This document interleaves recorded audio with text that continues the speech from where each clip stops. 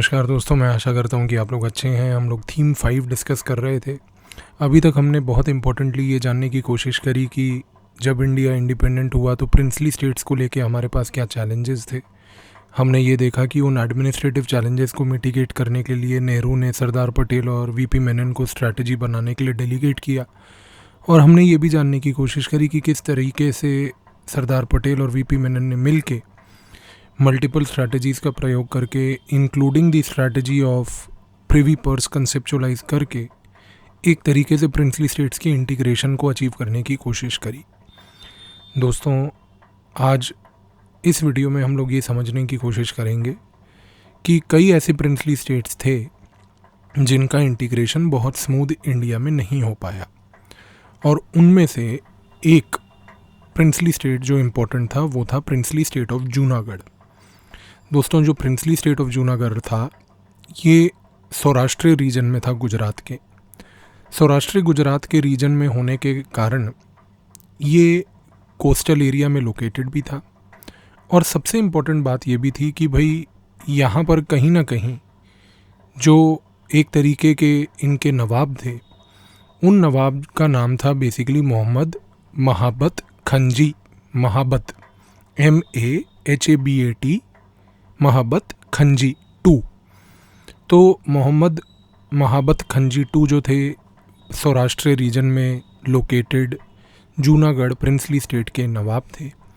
अब हुआ ये दोस्तों कि हमने जैसे कि पिछले वीडियो में भी डिस्कस किया था कि सरदार पटेल और वीपी मेनन ने पहले तो कोशिश करी पर्सुएशन की, पर्सुएशन करा, फिर थ्रेट ऑफ एनार्की भी बताया, पर समहाउ अपेरेंटली उसके बावजूद कहीं ना कहीं हम देखते हैं कि जो नवाब महाबत खंजी 2 थे, जो प्रिंसली स्टेट जूनागढ़ के रूलर थे, ये इंडिया से एक्सेशन करने में इंटरेस्टेड नहीं थे, बल्कि ये प्रेफर कर रहे थे कि भाई हम किसी तरीके से पाकिस्तान के साथ एक्सीड कर जाएं।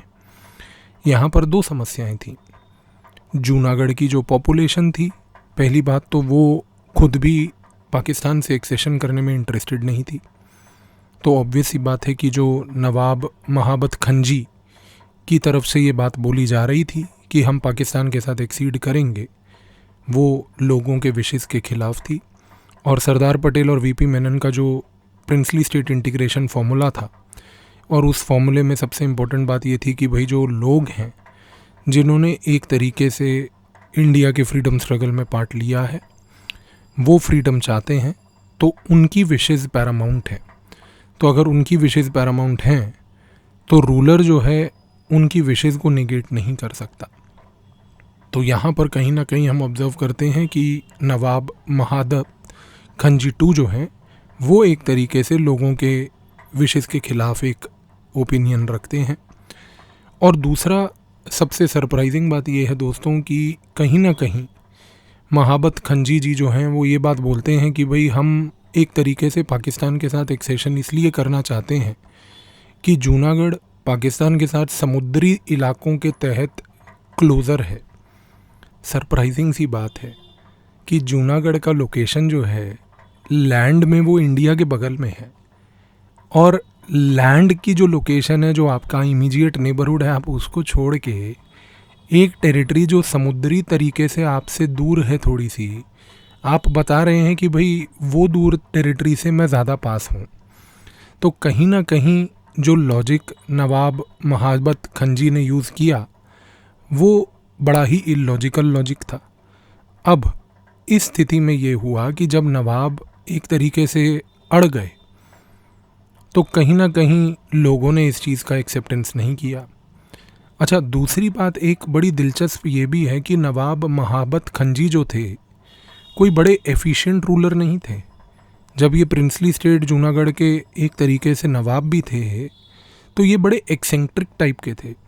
एक्सेंट्रिक टाइप यानी कि बड़े अजीब से मिजाज वाले। एक बड़ा सरप्राइजिंग दिलचस्प एक पॉइंट है यहाँ पर कि इनको बड़ा सा ऑब्सेशन था डॉगीज़ के साथ। और ऐसा भी बोला जाता है कि महाबत खंजी के पास उन्होंने जूनागढ़ में अपने रॉयल कोर्ट में 800 डॉगीज़ रखे हुए थे। और एक बार ये भी हुआ कि जब दो डॉगीज़ ने मीटिंग करी तो वो मीटिंग करने के बाद महाबत खंजी साहब इतने खुश हो गए कि उन्होंने 30 लाख रुपया लगा दिया और 30 लाख रुपए का खर्चा करके वो दो डॉगीज़ की मीटिंग को उन्होंने सेलिब्रेट किया अपने प्रिंसली स्टेट में। आप इस फैक्ट से ये समझ सकते हैं कि महाबत खंजी कितने ज़्यादा अपने लोगों के वेलफेयर के लिए इंटरेस्टेड थे। तो fact of the matter is कि जब महाबत खंजी ने लोगों के सामने ये ओपिनियन रखा कि भाई हम लोग तो समुद्री तरीके से पाकिस्तान के पास हैं और हम इंडिया का नहीं बल्कि पाकिस्तान का हिस्सा बनना चाहेंगे, तो इस प्रिंसली स्टेट के अंदर जो छोटे छोटे इलाके थे उनमें से दो इलाके बड़े महत्वपूर्ण थे। एक इलाका था मंगरोल और दूसरा था बबारियावाड़। मंगरोल MANGROL मंगरोल एक छोटा इलाका था जिसके अंदर लगभग 50 गांव थे। तो आप लगा लीजिए कि एक तहसील थी जिसके अंदर ये 50 गांव थे। और दूसरा था मंगरोल के सवाए बबारियावाद, बबारिया BABARIAWAD, बबारियावाद। अब बबारियावाद और मंगरोल के लोगों ने जब ये प्रिंसली स्टेट के रूलर नवाब महादत खंजी के बारे में ये बात सुनी कि भाई खंजी साहब जो हैं वो कह रहे हैं कि भाई हम तो पाकिस्तान का हिस्सा बनेंगे, हम भारत का हिस्सा नहीं बनेंगे, तो कहीं ना कहीं इन दोनों तहसीलों ने जिनके अंदर 50-50 गांव थे, इन्होंने डिक्लेयर कर दिया कि हम इंडिया का पार्ट बनने जा रहे हैं। अब जैसे ही नवाब ने सुना कि भाई मंगरोल ने और बबारियावाद के लोगों ने ये बात कर दी कि भाई वो हिंदुस्तान का पार्ट बनने जा रहे हैं और उन्होंने इस चीज़ को ओपनली बोल दिया, नवाब साहब बड़ा गुस्सा खा गए।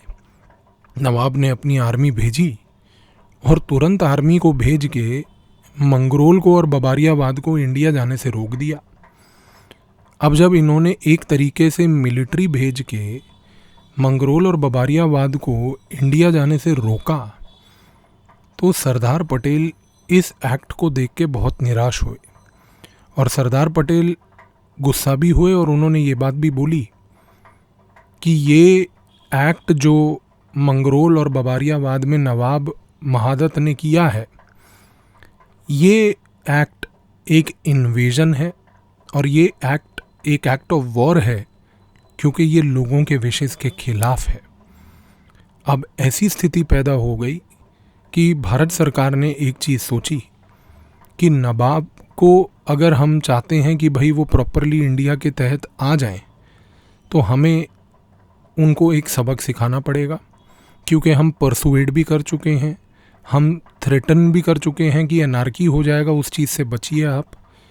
और फिर सबसे बड़ी बात कि मंगरोल और बबारियावाद को जब आप देख रहे हैं कि नवाब मोहम्मद खंजी ने एक तरीके से मिलिट्रीली रोका, उनको भारत का हिस्सा बनने से रोका, तो कहीं ना कहीं भारत सरकार को ये चीज़ ज़रूर समझ आ गई कि भाई जो ये नवाब हैं ये एक तरीके से स्मूथली कहीं ना कहीं जूनागढ़ को इंटीग्रेट होने में रोकेंगे और ये लोगों के विशेष को सप्रेस कर रहे हैं मिलिट्रीली।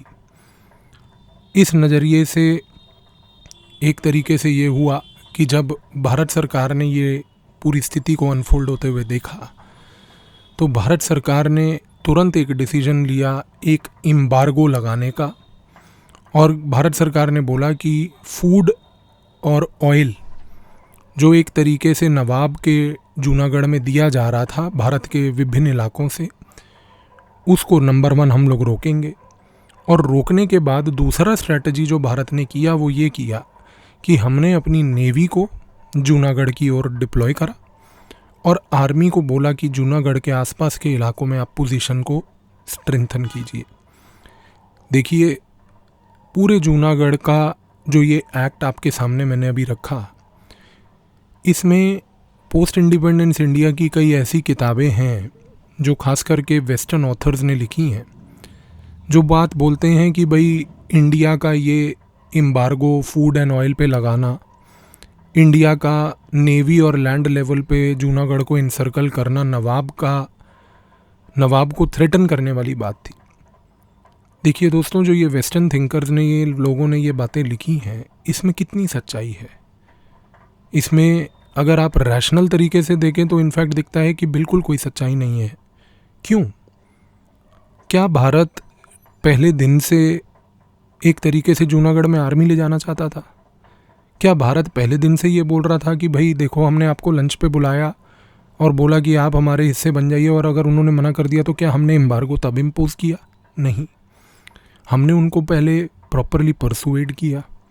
हमने उनको ये भी बोला कि अराजकता फैलेगी, आप उससे बचिए।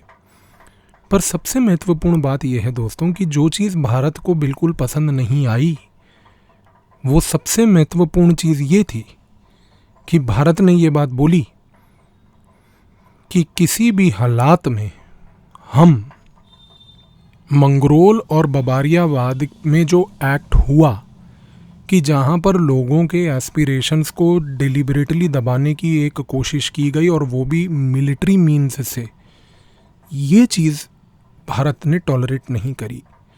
सरप्राइजिंग बात है दोस्तों कि मैंने जितनी भी किताबें पोस्ट इंडिपेंडेंस इंडिया में पढ़ी, इंडियन और वेस्टर्न थिंकर्स की, वेस्टर्न थिंकर्स हमारे इस पॉइंट को कि हमने नेवी और आर्मी को डिप्लॉय कर दिया और एम्बार्गो लगा दिया, इसको ग्लोरीफाई करते हैं।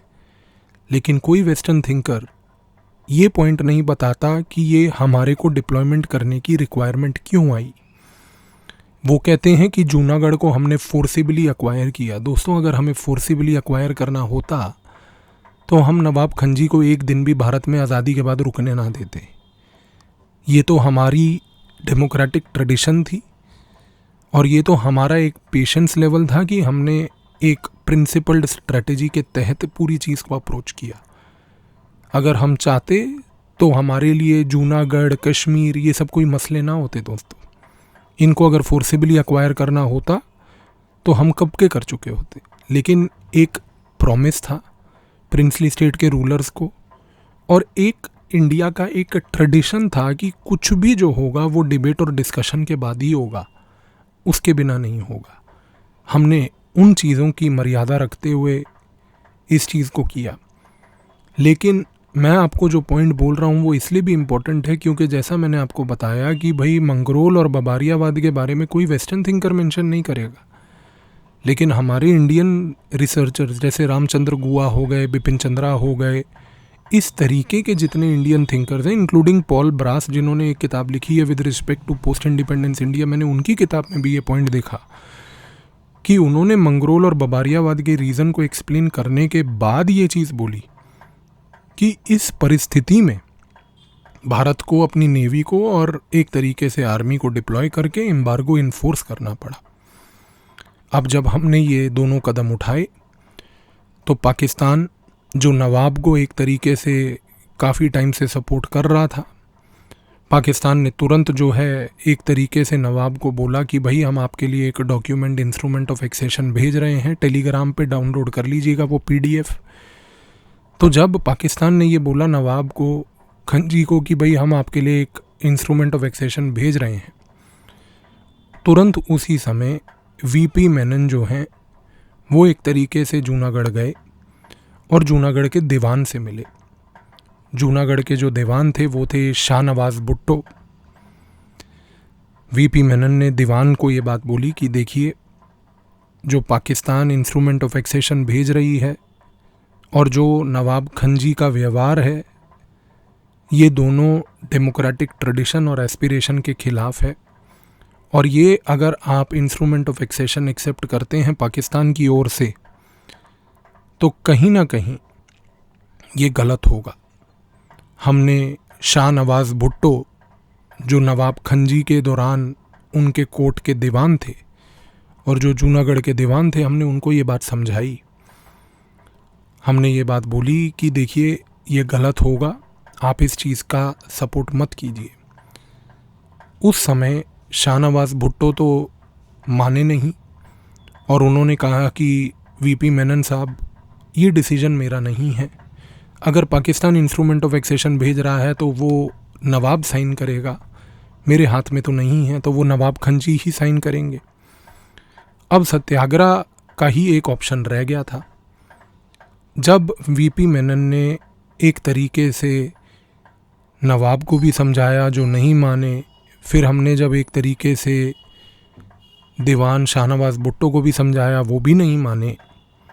इसके बाद वीपी मेनन जूनागढ़ से जब वापस जा रहे थे तो उन्होंने जाते जाते राजकोट में समलदास गांधी जो थे उनको ये बात बोली कि समलदास गांधी, आप एक सत्याग्रह चालू कीजिए, एक पीपल्स मूवमेंट स्टार्ट कीजिए और उस पीपल्स मूवमेंट में लोगों को मोबिलाइज कीजिए कि वो पीसफुली नवाब खंजी को कन्विंस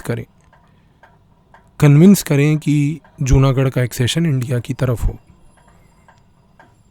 तो जब समलदास गांधी जो थे राजकोट से, उन्होंने लोगों को मोबिलाइज करना शुरू करा। इस पूरे मोबिलाइजेशन को देख के नवाब खंजी जो थे वो एकदम घबरा गए। और जब नवाब खंजी देख के घबरा गए तो जाहिर सी बात है कि जो उनके दीवान शाहनवाज़ भुट्टो थे वो भी देख के बड़े परेशान हो गए। उनको अब ये समझ आने लगा कि समलदास गांधी जो हैं राजकोट से अगर ये सत्याग्रह मूवमेंट लेके स्टार्ट करते हैं तो धीरे धीरे पूरे जूनागढ़ के लोग इनके साथ जुड़ना शुरू कर जाएंगे। और यदि ऐसी स्थिति हो गई कि जूनागढ़ के लोग समलदास गांधी के साथ जुड़ गए तो कहीं ना कहीं हमारे को एक तरीके से बड़ी डिफ़िकल्टी होगी और नवाब साहब जो हैं चीज़ों को संभाल नहीं पाएंगे। समलदास गांधी को बड़ा सपोर्ट मिला लोगों का, सत्याग्रह की मूवमेंट बढ़ती गई। और जैसे जैसे सत्याग्रह की मूवमेंट बढ़ी, सबसे पहली कैजुअल्टी ये हुई कि जो नवाब खंजी थे वो सत्याग्रह के लोगों को, उनकी भीड़ को देखते हुए एकदम से जो है जूनागढ़ छोड़ के पाकिस्तान भाग गए। जब नवाब खंजी भाग गए तो आज की डेट में उस समय एक तरीके से जूनागढ़ में जो रह गए थे वो केवल दीवान थे। तो दीवान शाहनवाज़ भुट्टो ने जब ये बात देखी कि जब नवाब भाग गए हैं तो उन्होंने सोचा कि भाई अब तो कोई ऑप्शन है नहीं, या तो मैं भाग जाऊं और या फिर मैं एक तरीके से कहीं ना कहीं लोगों के विशेष को रिस्पेक्ट करते हुए भारत को बोलूं कि भाई आप एक प्लेबिसाइट करवा लीजिए और लोगों के विशेष के हिसाब से एक डिसीजन ले लीजिए कि जूनागढ़ का क्या करना है। जैसे ही ऐसी स्थिति हुई कि एक तरीके से दीवान शाहनवाज़ भुट्टो ने ये बात देखी कि भाई नवाब साहब तो भाग गए हैं, उन्होंने तुरंत भारत को बोला, उन्होंने वीपी मेनन को बोला कि आप आइए और एक प्लेबिसाइट कराइए। भारत ने जाके एक प्लेबिसाइट करवाया और प्लेबिसाइट में फरवरी 1948 में भरपूर मात्रा में जूनागढ़ के लोगों ने इंडिया के फेवर में वोट किया। और जब इंडिया के फेवर में वोट किया तो प्लेबिसाइट के बाद जूनागढ़ इवेंचुअली इंडिया से मर्ज कर गया। आप एक चीज़ बहुत कॉमन ऑब्जर्व करेंगे दोस्तों कि जैसा कि मैंने आपको अभी थोड़ी देर पहले बताया था कि भारत ने अपनी नेवी और आर्मी को डिप्लॉय करके रखा था। क्या हमने जूनागढ़ में नेवी आर्मी का प्रयोग किया? बिल्कुल नहीं। फिर अगर हमने नेवी आर्मी का प्रयोग नहीं किया, अगर हमने वायलेंट प्रोटेस्ट भी नहीं किया और अगर भारत की तरफ से हिंसा की एक एक्टिविटी नहीं थी, तो आज की डेट में ये जो वेस्टर्न थिंकर्स हैं ये किस बेसिस पे कहते हैं कि जूनागढ़ का एक्विजिशन फोर्सेबल था? सोच के देखिए, सारा गेम नैरेटिव का है। क्योंकि वेस्टर्न कंट्रीज़ भारत को बदनाम करना चाहती थी, केवल दिखाना चाहती थी कि भारत एक फोर्सेबली टेरिटोरियल ऑक्यूपाइंग फोर्स है, जो कि बिल्कुल नहीं था। जूनागढ़ में सत्याग्रह की जीत हुई, जूनागढ़ में लोगों के विशेष की जीत हुई और इस चीज़ की जीत हुई कि जो भारत हमेशा से बोल रहा था कि एक डेमोक्रेटिक ट्रेडिशन जिसके तहत लोग डिसाइड करेंगे अपनी डेस्टिनी और फ्यूचर, जूनागढ़ में उसी चीज़ को हमने अनफोल्ड होते हुए देखा। तो जूनागढ़ में दोस्तों आपको इन दी एंड मैं बस 2-3 चीज़ें बताना चाहूँगा कि नवाब मोहम्मद महाबत खंजी टू, ये नाम याद रखिएगा। दीवान शाहनवाज़ भुट्टो का नाम याद रखिएगा। वीपी मेनन आप जानते ही हैं।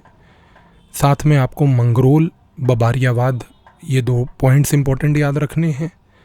और इसके साथ साथ आपको समलदास गांधी, राजकोट सत्याग्रह याद रखना है।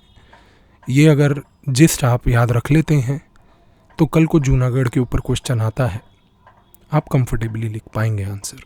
तो आई होप जूनागढ़ का जो पूरा ये स्टोरी थी एक कहानी के रूप में आपके दिमाग में समा गई। Thank you.